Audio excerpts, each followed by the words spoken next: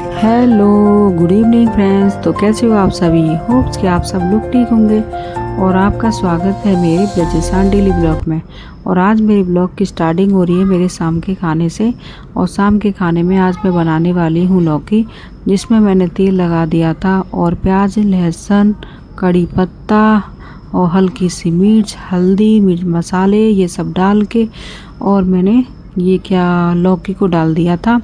और उसके बाद मैंने इसको थोड़ा भाप में नमक डाल के पकाया था। फिर उसके बाद पानी लगा के फिर इसको एक बार ढक दिया था चलाने के बाद।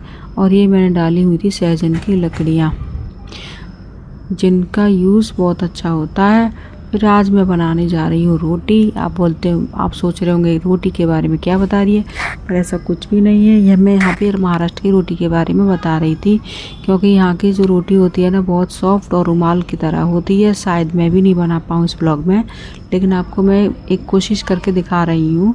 हम तो जैसी बनाती हूँ वैसी बनाती ही हूँ। मैं भी मतलब तवे पे ही सेकती हूँ रोटियों को, लेकिन ऐसे ही सेकती हूँ नॉर्मल। लेकिन वैसे हम लोग जब खाना बनाते हैं तो आटा और नमक डाल के उसको गूँथ के रेस्ट करने के लिए रख देते हैं। लेकिन यहाँ पर जो आटा गूँथा जाता है बहुत ही सॉफ्ट रहता है। उसमें नमक और थोड़ा ये लोग घी का यूज़ किया जाता है, जो भी वनस्पति घी या कुछ भी मतलब रिफाइंड का यूज़ करते होंगे। फिर उसके बाद जैसे पराठा लगाते हैं तो उसमें मोमन लगा के जब हम लोग बनाते हैं लोई को, तो वो चीज़ भी करते हैं। फिर उसके बाद तवे पे ऐसे ऊपर ही ऊपर सेकते हैं वो लोग, या तो कड़छी से या फिर कपड़े से, दोनों चीज़ों से सेकते हैं। तो एक तो मैंने एक दो रोटी तो ऐसे बना के दिखाई थी, और एक रोटी मैंने जैसे होटल में मिलती है ना वैसे मैंने भी सोचा था कि मतलब वो रोटी है ना बहुत बड़ी होती है, जैसे मेरा तवा रहता है ना वैसे बहुत बड़ी आकार की रहती है और बहुत ही पतली रूमाल की तरह होती है। नागपुर में तो वो अलग रोटी रहती है, उसको रुमाल रोटी बोलती हैं, पर ये रोटी अलग रहती है, ये हल्की होती है बहुत बिल्कुल।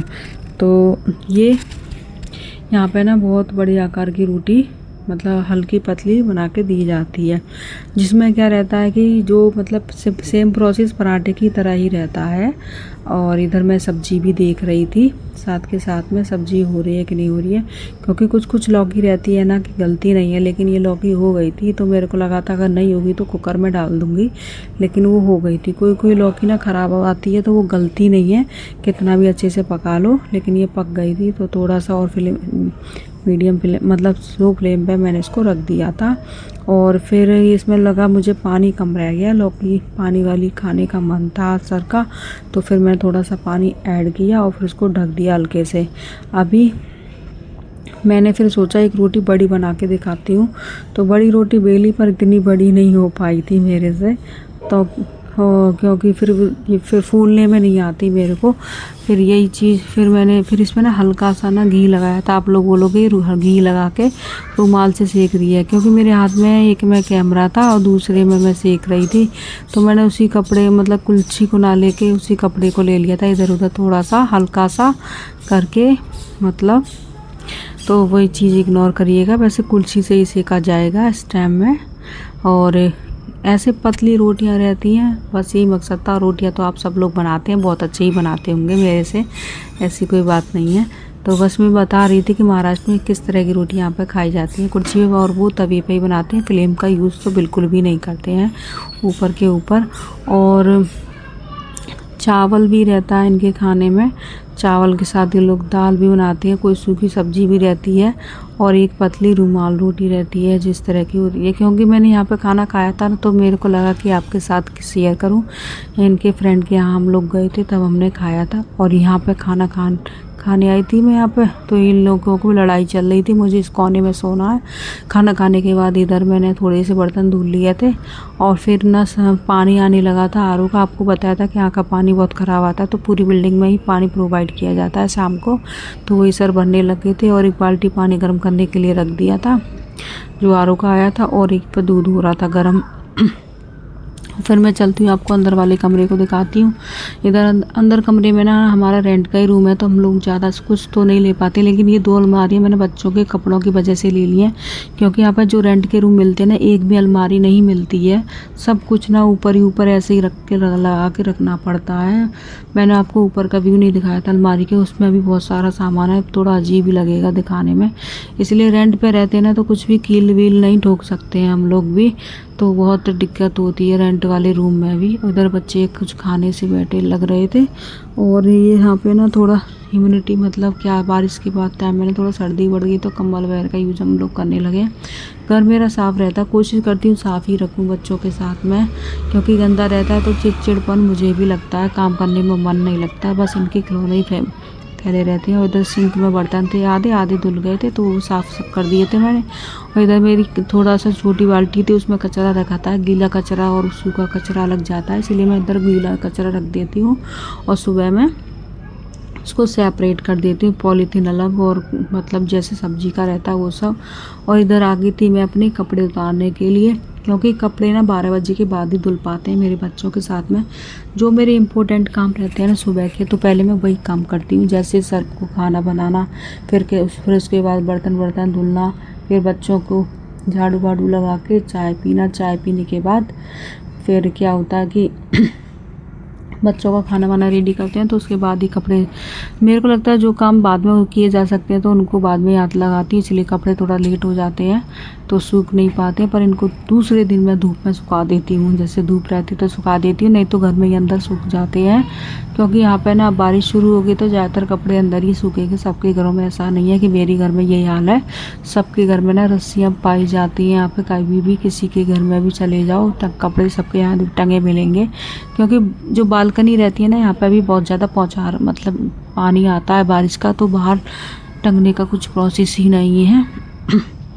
और ये यहाँ पर शाम को ना बाहर सब लोग खाना खाने के बाद टहलने जाते हैं, लेकिन मेरे बच्चे ना शाम को ही खुद इतना लेट आते हैं, तो जब बार वापस जाने का मन नहीं होता, क्योंकि फिर ये नालायक फिर से ना वापस आने का इनका मन ही नहीं करता, क्योंकि बच्चे तो बच्चे ही हैं, खेलने में शुरू हो जाते हैं ना, फिर भी मतलब कुछ भी समझा लो उनको खेलना ही रहता है, थकते भी नहीं है यार। आजकल की जनरेशन क्या है, ये बस 10 मिनट सो लिए ना, समझ लो 2-4 घंटे आपके फिर गायब कर देंगे, दिन में सोते भी नहीं है, और एनर्जी तो बिल्कुल हाई लेवल की हो जाती है, और जब तक हम अपना काम करके उठते हैं और ये लोग चार्ज हो जाते हैं।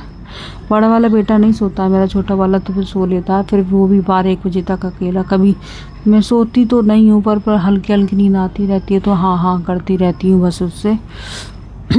ये बाहर का भी होता, फिर मैं अंदर का चली गई थी कपड़े लेके, और शाम के टाइम में भी ना मैं कान पे अपना लगा लेती हूँ, फ़ोन भी देखती रहती हूँ अपना, कुछ भी जैसे इन बच्चों के साथ में तो टाइम कभी मिलता ही नहीं है, वीडियो अपलोड करो वो इसमें टाइम चला जाता है फ़ोन पूरा दिन। और ये है भैया हमारे बच्चों का घर, जिसको मैंने अपना टांग लिया है, बच्चों के करने में रस्सी भी बांध ली है, ऊपर उधर छोटे छोटे भी है।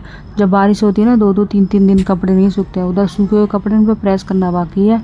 अब इधर ना थोड़ा इन्होंने कुछ खाया था तो इसे उठा के डाल रही थी, क्योंकि इन्हीं चीज़ों से ना कॉकरोच वॉकरोच पड़ जाते हैं घर में, साफ़ सफाई का ध्यान नहीं रखूँगी ना तो ये चीज़ें आने लग जाती हैं, तो वही मैं उसको उठा के, और एक मेरा गीला कपड़ा रहता है तो उसको मार दूँगी। तो मैं आपको बता रही थी 2-2 3-3 दिन कपड़े नहीं धुलते हैं, वो मतलब सूखते हैं, मतलब सॉरी। तो क्या है ना कि कपड़े जब ज़्यादा गीले हो जाते हैं ना, तो ह्यूमिडिटी रहती है ना घर के अंदर भी, कपड़े गीले ही रहते हैं, तो प्रेस मार के सुखाने पड़ते हैं उनको, फिर प्रेस मार के दोबारा टांगो तब जाके कपड़े सूख पाते हैं 3 दिन में, तो यही रहता है। लेकिन इनके 2 से 3 जोड़ी कपड़े डेली हो ही जाते हैं। और मैं आपसे बात करने आ गई थी, क्योंकि ऑडियो थोड़ा कम थी तो मैंने इसमें वॉइस ओवर किया है। मैं आपसे यही बात कर रही हूँ कि यार व्यू तो बहुत ज़्यादा आ रहे हैं, लेकिन आप लोग सब्सक्राइब नहीं कर रहे हो। जो न्यू कंटेंट क्रिएटर हैं जब वही आते होंगे, या फिर पुराने जो व्यू मतलब सब्सक्राइबर होंगे वो भी आते होंगे, जो ज़्यादा अच्छे मकाम पे होंगे। तो आप ना छोटे कंटेंट क्रिएटर को भी सपोर्ट कीजिए, क्योंकि आप भी कभी ना कभी यहाँ से स्टार्ट किया होगा। हर कोई महान तो नहीं बन जाता है, मतलब शुरुआत तो जीरो से ही होती है। सीख मतलब हम जैसे बच्चा भी होता है तो वो किसी भी सीख को लेता है तो अपने गुरु से ही जीरो से स्टार्ट करता है, गुरु से लेके। तो कहने का मतलब ये है कि जितने भी मेरे व्यूवर हैं, जैसे कि व्यू तो अच्छे आते हैं, किसी शॉर्ट पे तो 2000 तक भी जाते हैं, 1000 भी जा रहे हैं, तो उसी से मतलब यही सब होता है कि शॉर्ट अगर आपका जा रहा है तो कम से कम 1000 लोग आपकी वीडियो को देख के गए तो कम से कम 100 तो सब्सक्राइब करें या 200 सब्सक्राइब तो करें, तो थोड़ा मोटिवेशन मिलता है, तो आगे को प्रोग्रेस होता है। तो मेरा भी मन करे वीडियो बनाने का, क्योंकि कभी कभी लगता है ना डिमोटिवेट हो जाती हूँ कि किसी किसी का चैनल ना 3 महीने में भी हिट हो जाता है और किसी का चैनल 2-3 साल पर है। इतना मेरे को नहीं करना है, क्योंकि मैंने ओल्ड चैनल भी चलाया हुआ, ऐसा नहीं है कि इस पर नहीं आई हूँ। मिलती हूँ आपसे।